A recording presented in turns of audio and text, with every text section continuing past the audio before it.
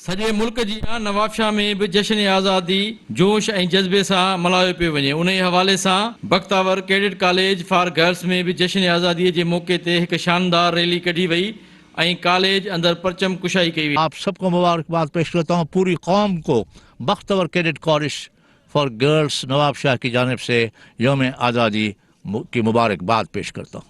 असांजो मुल्क पाकिस्तान जेको असां तमामु घणी कुर्बानीनि सां हासिल कयो आहे, इहो ॾींहुं 14 अगस्त जो असां तमामु घणो जोश जज़्बे सां तमामु घणी अक़ीदत सां मल्हाईंदा आहियूं। 14 अगस्त का ये मौका जो हम हर साल जोश व जज्बे से मनाते हैं, इस साल हमने यहाँ कॉलेज में एक मुनफरिद अंदाज से इसको मनाया है। जैसा कि पेंडेमिक की वजह से हमारे स्टूडेंट्स यहाँ पर मौजूद नहीं हैं, लेकिन उसके बावजूद हमारी फ़ैकल्टी ने, हमारे प्रिंसिपल ने जिस अंदाज से इसको मुनक़्क़िद किया है, ये देखने से ताल्लुक़ रखता है, इससे हमारे जोश व जज्बे का अंदाज़ा होता है। पाकिस्तान का यौम आज़ादी हम सब के लिए बहुत अहमियत रखता है और बहैसियत पाकिस्तानी ये हमारा फ़र्ज़ है कि हम अपने मुल्क के इस दिन को पूरे जोश और जज्बे के साथ मनाएं। को आज़ाद मुल्क की पहचान होंदियूं आहिनि। ई 14 अगस्त जेको आहे असां हर साल तमामु पुरजोश नमूने सां मल्हाईंदा आहियूं, पर अॼु असांजा कैडेट्स न आहिनि, पर अॼु असां उन्हनि खे बाक़ाइदा महसूसु कयो आहे ऐं इंशाअल्लाह आइंदा हिन खां वधीक असां बहितर नमूने मल्हाईंदासीं। दिन हम पाकिस्तानियों के लिए बहुत अहमियत का हामिल है,